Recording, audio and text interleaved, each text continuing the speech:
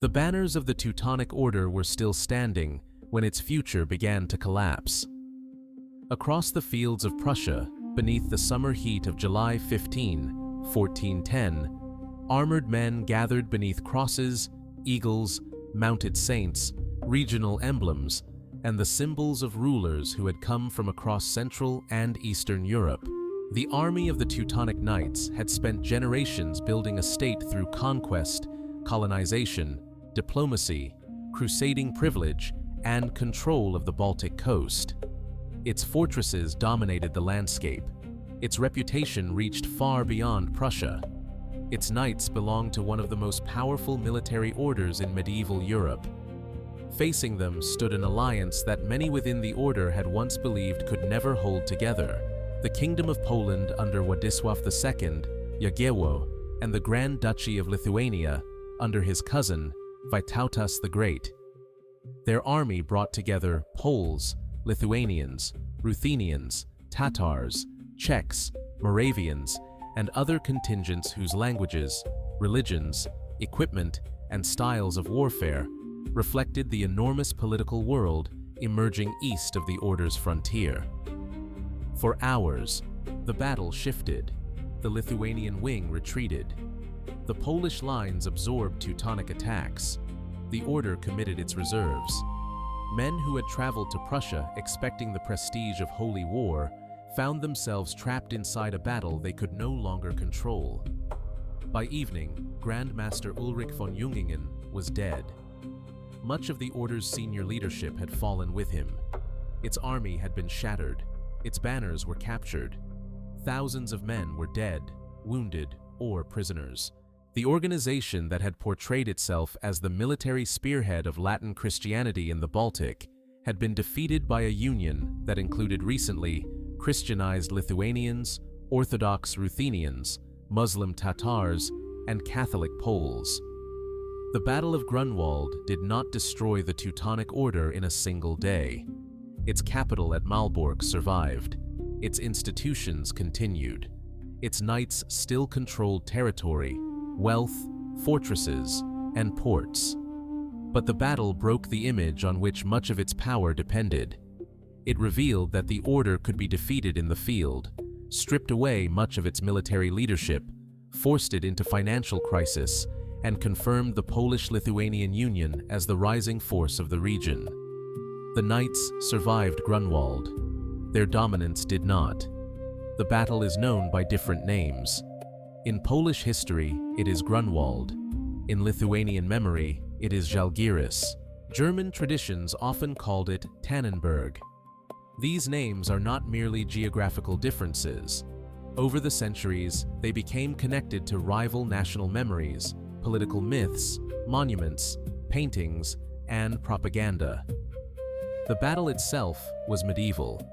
Much of its later meaning was modern. Our knowledge comes from several traditions. One of the most important early accounts is the Chronica Conflictus, written close to the events and generally favorable to the Polish king. Decades later, the Polish historian Jan Długosz produced a much fuller narrative, drawing on testimony, documents, political memory, and his own interpretation.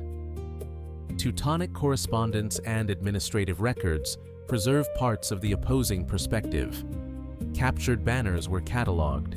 Archaeology and battlefield research have added material evidence, but have not resolved every dispute. The exact size of the armies remains uncertain. The meaning of the Lithuanian retreat remains debated. The precise sequence of some attacks cannot be reconstructed with complete confidence. But the result is beyond doubt. The Teutonic field army was destroyed, its Grand Master was killed, and the balance of power around the Baltic shifted. To understand why this mattered, we have to begin with the Teutonic Order itself. The order had not originally been created in Prussia. It emerged during the crusading movement in the Eastern Mediterranean, developing from a hospital connected to German-speaking crusaders into a military religious organization. Like the Templars and Hospitallers, its members combined monastic vows with warfare. They lived under a rule, wore distinctive white mantles marked by a black cross, and saw military service as part of a sacred mission. But the Teutonic Knights found their most enduring political opportunity not in the Holy Land, but on the Baltic frontier. In the 13th century, they entered Prussia after being invited to assist in campaigns against the pagan Prussian peoples. What began as crusading intervention became territorial conquest. The order built castles, established towns, encouraged settlement, controlled land, collected revenue, and created a state governed by its own officials and military hierarchy. Its castles were not simply defensive buildings, they were instruments of occupation. From fortified centers, the order projected force, administered conquered territory, protected trade routes, and supervised settlement. Malbork, known in German as Marienburg, became the Grand Master's residence and one of the largest brick castle complexes in medieval Europe. It represented more than military security, it represented permanence. The Order's campaigns expanded north and east. It fought pagan Lithuanians, Orthodox principalities, Polish rulers, local rebels, and other rivals. Crusading volunteers from Western Europe traveled to Prussia to participate in campaigns known as Reisen. For nobles seeking prestige, fighting under the Order's banner offered a combination of warfare, pilgrimage, aristocratic fellowship, and religious merit. The frontier became a theater where violence could be described as sacred. Lithuania stood at the center of that world. For much of the 14th century, the Grand Duchy of Lithuania remained the largest major pagan state in Europe, although it ruled extensive Orthodox Christian territories inherited or conquered from the lands of Rus. Lithuanian rulers governed a diverse realm stretching far beyond the Baltic forests. Their population included pagans, Orthodox Christians, and other communities.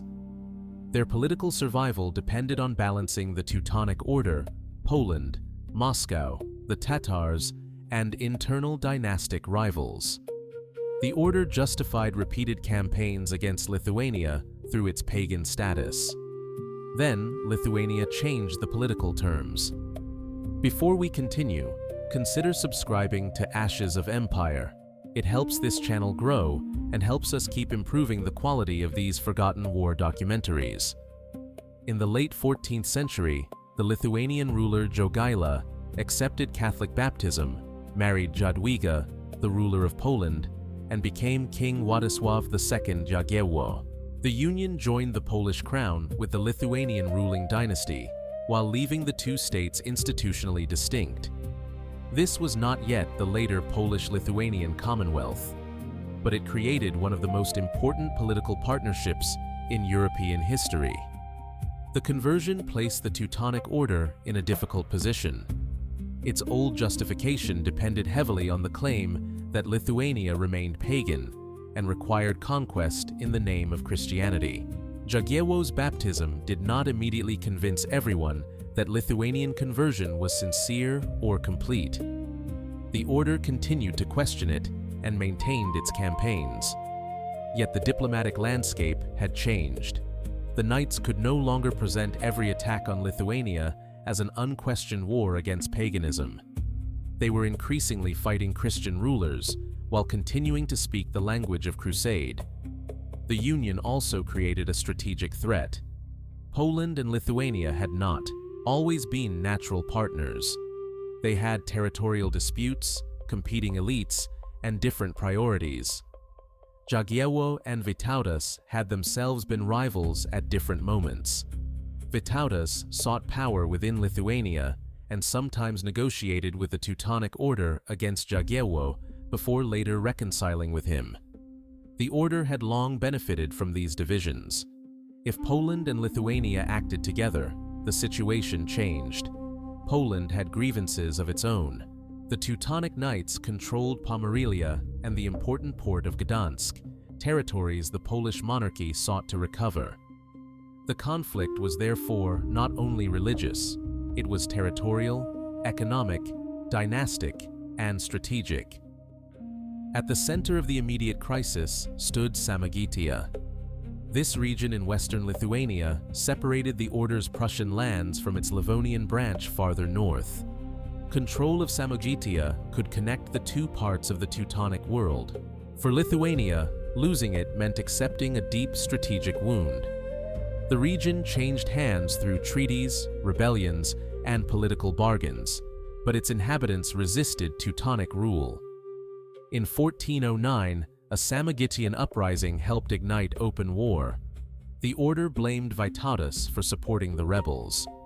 Poland declared that it would support Lithuania if the Knights attacked. Grand Master Ulrich von Jungingen chose war, perhaps hoping to strike before the Polish-Lithuanian alliance could fully mobilize. The conflict began with Teutonic operations against Polish territories, but neither side achieved a decisive result before a temporary truce. During the pause, both prepared for something larger. Jagiełło and Vytautas developed a campaign designed to unite their armies and strike directly into the Order's territory. The target was likely Malbork, the fortified heart of the Teutonic state. This was a bold strategy. Rather than fight separate defensive wars, Poland and Lithuania would combine forces, cross into Prussia, destroy the Order's army if it appeared, and threaten the capital itself. Coordination was the central challenge. The Allied army contained different commands, languages, equipment, and political interests. Polish forces would approach from one direction. Lithuanian and Ruthenian contingents had to move from another. River crossings had to be organized. Supplies had to be gathered. Secrecy had to be maintained.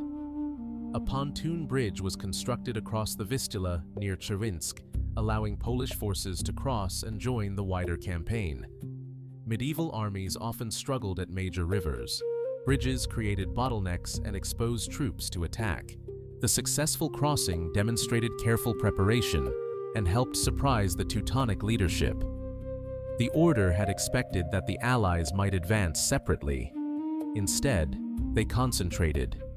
This was the first strategic victory of the campaign. The Allied host marched into Prussia. Estimates vary widely, but it was one of the largest armies assembled in medieval Central Europe. The Polish component included banners raised from the crown's territories, aristocratic retinues, mercenaries, and Allied contingents. The Lithuanian wing included Lithuanians, Samogitians, Ruthenians from territories such as Smolensk, and Tatar light cavalry associated with Jalal al-Din, a displaced son of Toktamish of the Golden Horde. This diversity has often been simplified in later national histories. Grunwald was not fought by a modern Polish nation against a modern German nation. It was fought by composite medieval armies. The Teutonic side was also diverse. Alongside the Brothers of the Order fought local subjects, mercenaries, allied nobles, and foreign guests from different parts of Europe. Some joined because of feudal obligation. Others came for pay. Others still understood the conflict through the fading prestige of crusade. The Black Cross stood above an army larger than the religious brotherhood itself. Ulrich von Jungingen moved to intercept the invaders. The Teutonic army had strong cavalry, experienced commanders, fortified bases, and knowledge of its own territory. The Order had spent generations fighting in the region. Its leadership was not unaware of Polish and Lithuanian strength, but it faced a strategic problem. If it allowed the Allied army to march freely toward Malbork, the political center of the state would be threatened. The Order needed battle before its defensive system was placed under unbearable pressure. On July 15th, the armies approached each other near the villages of Grunwald, Tannenberg, and Władysław. The battlefield was a mixture of open ground, woods, uneven terrain, and villages. Summer heat added physical strain. The Allied forces appear to have arrived earlier and used wooded areas to conceal or shelter parts of the army. Jagiełło delayed the beginning of battle while completing religious observances and organizing his forces. Later writers interpreted this delay in different ways. Some saw calm strategic discipline. Others described hesitation. What is clear is that the Teutonic leadership wanted the Allies to move. The famous episode of the two swords belongs to this moment. According to the Polish tradition, Teutonic heralds brought two bare swords to Jagiełło and Vytautas, supposedly offering them weapons and challenging them to begin the battle. The gesture may have been intended as formal chivalric provocation rather than the crude insult later memory made it. But in Polish and Lithuanian tradition, the swords became symbols of Teutonic arrogance. Jagiełło accepted them. The armies prepared to fight. The Polish forces formed on the Allied left or center left. Vytautas commanded the Lithuanian and associated contingents on the right. Jagiełło remained behind the main battle line, overseeing the wider field rather than leading from the front.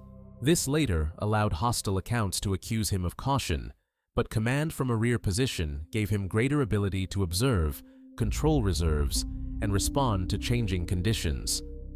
Vytautas operated more actively near the fighting. The Teutonic army formed opposite them under Ulrich von Jungingen. Its banners represented command groups drawn from the order, Prussian territories, allied nobles, bishops, and mercenaries.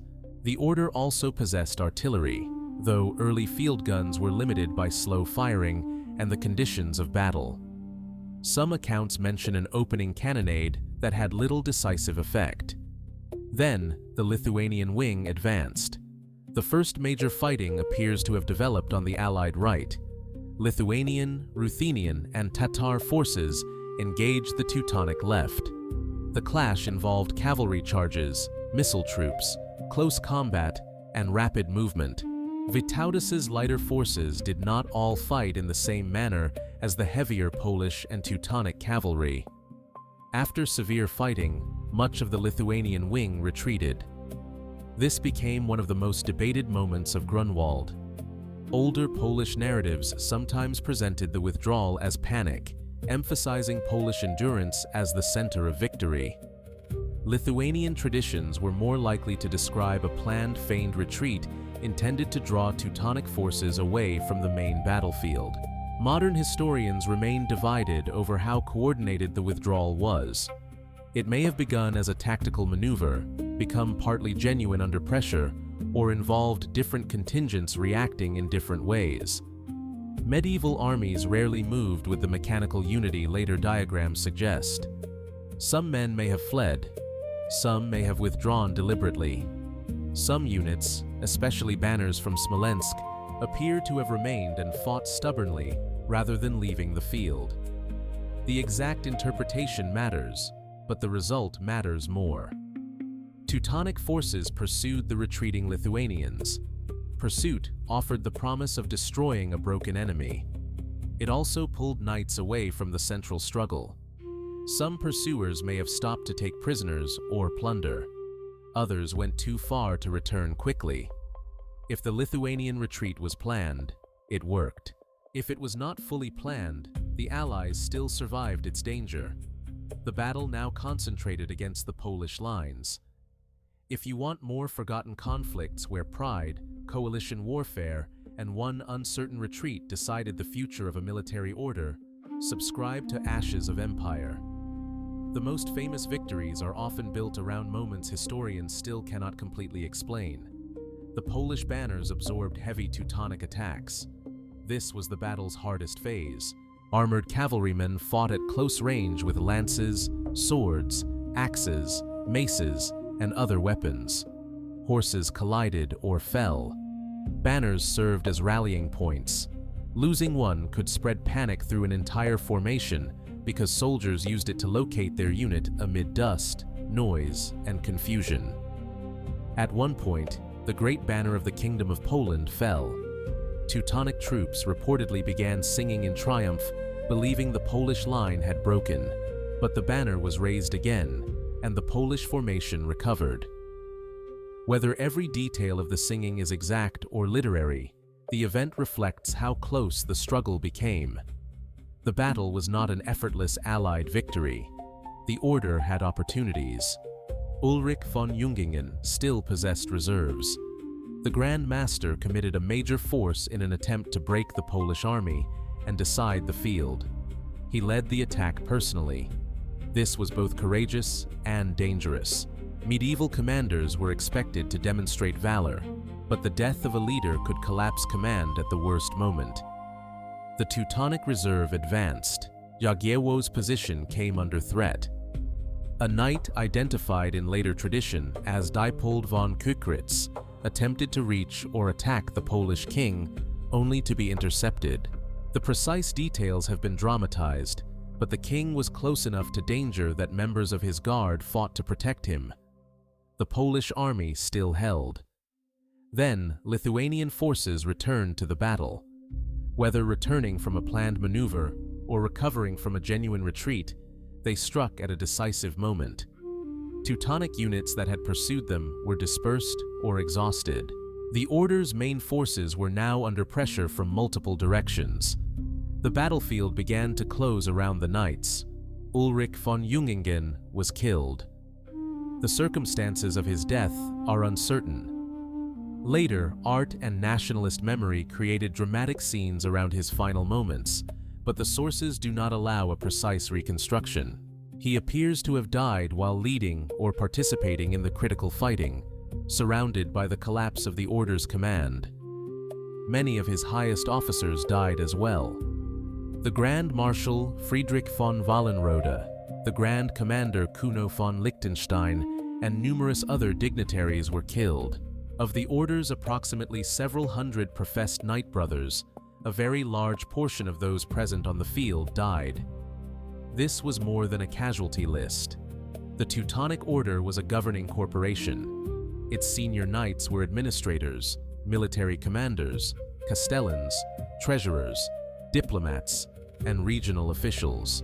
Their deaths removed much of the leadership that connected the army to the state. At Grunwald, the Order lost not only warriors, it lost institutional memory. Once the Grand Master and senior command fell, organized resistance deteriorated. Some Teutonic forces tried to rally around the army's wagon camp. Wagons could be chained or drawn together into an improvised defensive position, creating a final refuge. But the Allied army overwhelmed the resistance. The camp was taken. Banners fell into Allied hands. Teutonic troops were killed or captured in large numbers. The Order's field army ceased to exist as an effective force. The battlefield after the fighting revealed the scale of the catastrophe. Bodies of nobles, knights, mercenaries, servants, and ordinary soldiers covered the ground. Identifying men of rank mattered because their bodies might receive burial, and prisoners could be ransomed. Captured banners were taken as symbols of victory. The dead Grand Master was recognized and treated with a degree of dignity before burial. Jagiełło had won one of the greatest victories of the medieval era. The road to Malbork appeared open. And yet, the Teutonic state survived. This is the essential paradox of Grunwald. The battle broke the knights. The campaign failed to destroy their state. The Allied army did not reach Malbork immediately. Time was spent on the battlefield, accepting submissions, dealing with prisoners, reorganizing, and moving through Teutonic territory. Some delay was unavoidable after a battle of this scale. Armies had wounded men, exhausted horses, captured equipment, scattered units, and uncertain supplies. But every day mattered.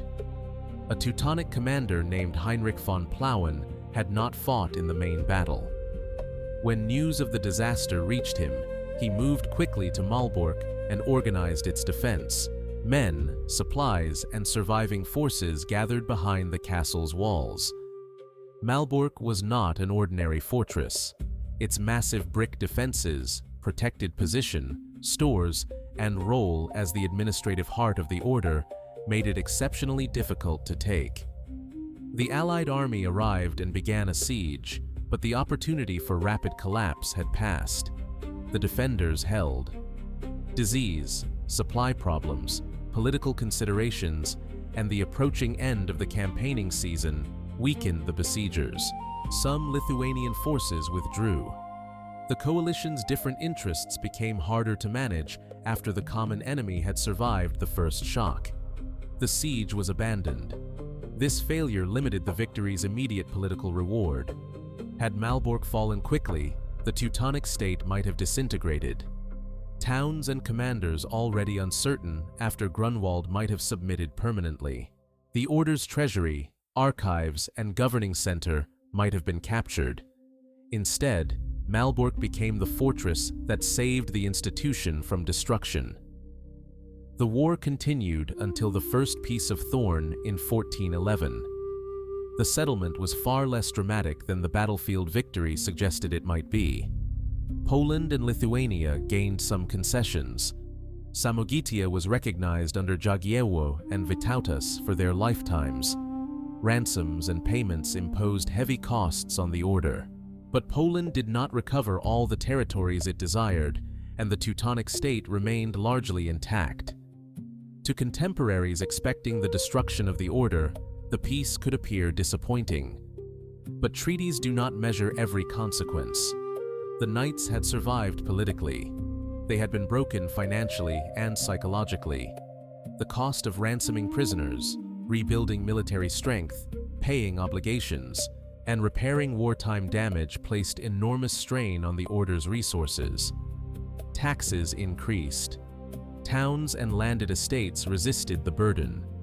Subjects who had once accepted the Order's authority began to question why they should pay for the failures of a military elite that had claimed divine purpose and superior discipline.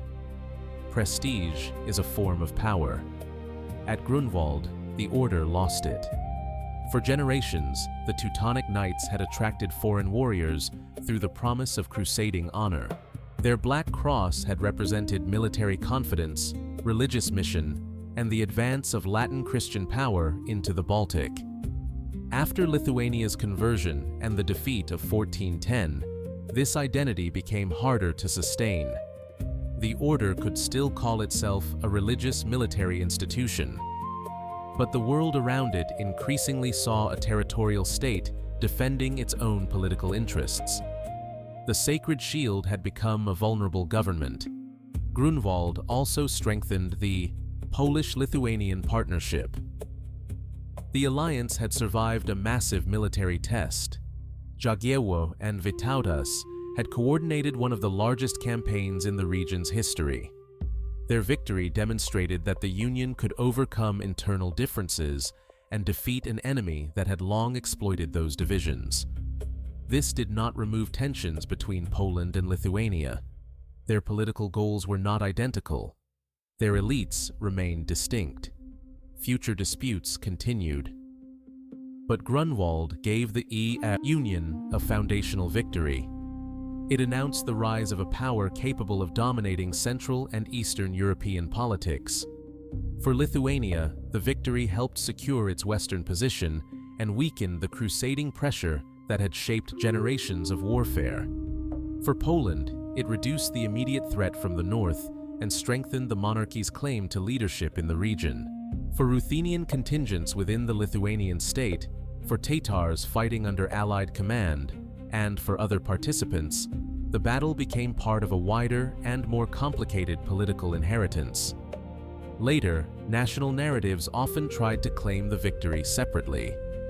The medieval victory belonged to a coalition. That was its strength. Ashes of Empire follows the battles where military orders, kingdoms, and alliances discovered the limits of their power. Subscribe to keep exploring the conflicts that shaped borders long before modern nations gave them new meanings. The Teutonic Order's decline after Grunwald was gradual, not immediate. It rebuilt forces. It continued diplomacy and war. It remained a significant power for decades. But its relationship with its own subjects deteriorated. Cities and nobles in Prussia carried the financial burden of the state while resenting the political dominance of the Knight brothers. The Order's government became increasingly trapped between debt, taxation, territorial disputes, and the loss of ideological authority. In the middle of the 15th century, Prussian towns and nobles formed the Prussian Confederation and rebelled against the Order. they sought support from the Polish king. The resulting 13 Years' War was long, expensive, and destructive. In 1466, the Second Peace of Thorn transformed the region. The order lost Western Prussia, including key territories and access points to the Polish crown. Its remaining state became a fief under Polish sovereignty. The institution continued, but its independence had been broken. Grunwald did not directly produce every later defeat, but it began the irreversible exposure of the order's weakness. A power may survive a battlefield and still never recover from what the battlefield revealed. In 1525, the final transformation came. Grand Master Albert of Brandenburg-Ansbach secularized the remaining Teutonic state in Prussia, converted to Lutheranism, and became Duke of Prussia under Polish suzerainty. The monastic state created through Baltic Crusade had become a secular duchy. The Teutonic Order itself survived elsewhere as a religious institution, but its great territorial age in Prussia was over. This long decline is why Grunwald can be called the battle that broke the Teutonic Knights. It did not erase them. It cracked the structure supporting their power. The battle destroyed their army's leadership. The failed siege of Malbork prevented immediate collapse, but could not restore their old prestige. Financial burdens damaged relations with their subjects. Their crusading legitimacy faded. Rivals grew stronger. The state survived increasingly by negotiation and taxation, rather than unquestioned military authority. The order that entered Grunwald expected to defend its dominance. The order that left Grunwald had to defend its existence. The battle's memory became almost as contested as the battle itself. In Poland, Grunwald became a symbol of victory over German aggression. During periods when Poland was partitioned and absent as an independent state, the memory offered proof of historical strength. Jan Matejko's enormous 19th-century painting transformed the battlefield into a national epic filled with movement, symbolism, and heroic death. The painting is not a neutral reconstruction. It is memory turned into political art. In Lithuania, Jagiełło became a symbol of Vytautas, Lithuanian military strength, and the Grand Duchy's role in the victory. In Belarusian and Ukrainian memory, the Ruthenian banners connected the battle to the histories of lands once governed within the Grand Duchy of Lithuania. German memory developed differently. The defeat became connected to the name Tannenberg. In 1914, during the First World War, German commanders named their victory over a Russian army the Battle of Tannenberg, even though the fighting occurred some distance from the medieval battlefield. The name was chosen partly as symbolic revenge for 1410. A medieval battle was recruited into a modern war. Later regimes also manipulated Grunwald. Nationalists, imperial governments, Nazi propaganda, Soviet narratives, and communist authorities all found ways to reshape it. Depending on the speaker, it became a struggle between nations, races, classes, civilizations, or political systems. The historical armies would not have recognized these modern categories. Their world was built from dynasties, lordship, religion, regional loyalties, personal obligation, and the ambitions of rulers. Remembering Grunwald responsibly means respecting its consequence without turning it into a prophecy of conflicts that came centuries later. It was not Poland against Germany in the modern sense. It was not a simple battle of good against evil. The Teutonic Knights were not mindless fanatics, and the Polish-Lithuanian forces were not a unified national army. Both sides contained men fighting for faith, obligation, profit, land, loyalty, and survival. The order had created a powerful and sophisticated state. Its administration, trade, architecture, military system, and diplomacy were formidable. Its opponents were equally complex. A Catholic Polish kingdom joined to a recently converted Lithuanian ruling house governing large Orthodox territories and allied with Muslim Tatar cavalry. Grunwald belongs to a world where religious labels were important, but never sufficient to explain political behavior. The Teutonic Order claimed the heritage of crusade. Its enemies included Christians. The Polish-Lithuanian alliance defended its lands and interests. Its army included multiple religions. The result was not the triumph of one simple civilization over another. It was the defeat of a state whose ideological language no longer matched the political reality around it. The military achievement of the Allies should not be underestimated. Combining such different contingents required planning, communication, and restraint. Jagiełło refused to be provoked into fighting before his army was ready. Vytautas directed the more mobile wing. The Polish lines endured the hardest Teutonic pressure. Lithuanian forces returned at the decisive moment. Reserves were used effectively. The coalition survived the danger of an apparent collapse and turned it into encirclement. The order also fought with determination. Its leaders committed themselves personally. Ulrich von Jungingen died on the field rather than escaping. Teutonic units came close to breaking the Polish line.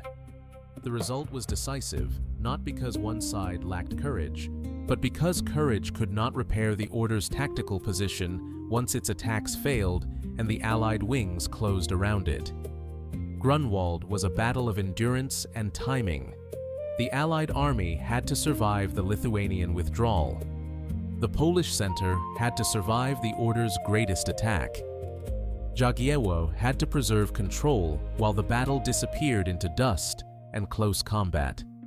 The Teutonic leadership had to decide when to commit its final reserves. It committed them. They died. That moment transformed defeat into institutional catastrophe. Had Ulrich survived with his senior officers, the order might have reorganized more effectively after the field was lost. Instead, Malbork had to be saved by a commander who had not been present. The state survived because Heinrich von Plauen acted quickly, not because the battle left it with a functioning leadership. This is the scale of the loss. The order's castles remained. Its command structure had been buried at Grunwald. The battlefield therefore stands between two different histories. Before it lies the age of Teutonic expansion, crusading prestige, and confidence that division among Poland and Lithuania would preserve the order's advantage. After it lies debt, defensive war, rebellion among subjects, territorial loss, and eventual secularization. The transformation took more than a century.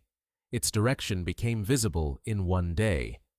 By evening on July 15th, the Allied army controlled the field. Captured Teutonic banners moved into Polish hands. The body of the Grand Master was recovered. Prisoners waited for ransom. Survivors fled toward castles and towns. Jagiełło and Vytautas stood at the center of a victory, larger than either state could have achieved alone. Yet Malbork still stood in the distance. That fortress saved the order from immediate destruction. It could not save the old belief in its invincibility. The Teutonic Knights had built their state through a combination of stone, discipline, sacred authority, and the division of their enemies. Grunwald turned each of those strengths against them. Their army was disciplined but overcommitted. Their leaders were brave but concentrated in the killing ground. Their crusading identity was challenged by the Christian legitimacy of their opponents. The enemies they had divided were now united. The order would continue. But from that day forward, it continued in the shadow of defeat. Grunwald did not end with the final charge or the death of Ulrich von Jungingen. It continued in the taxes demanded to rebuild the army. It continued in the resentment of Prussian cities. It continued in every diplomatic negotiation where the order's enemies remembered that it could be beaten. It continued in the rise of Poland and Lithuania. It continued in Malbork's survival and in the long wars that followed. The Knights entered the field as rulers defending a powerful state. They left it as survivors of the destruction of their own legend. That was the deeper break. Armies can be rebuilt. Fortresses can be repaired. Prisoners can be ransomed. But once power loses the aura that made resistance seem hopeless, every subject, rival, and neighboring ruler begins to calculate differently. At Grunwald, the calculation changed. The black crosses still existed. The castles still rose over Prussia. The order still possessed land and wealth. But the battlefield had exposed the truth beneath the white mantles and sacred banners. The Teutonic Knights were not an unstoppable instrument of crusading, conquest. They were a state. States could bleed. States could fail. And on the fields of Grunwald, surrounded by the coalition they had once believed too divided to defeat them, the Teutonic Knights lost the power to make the Baltic world forget it.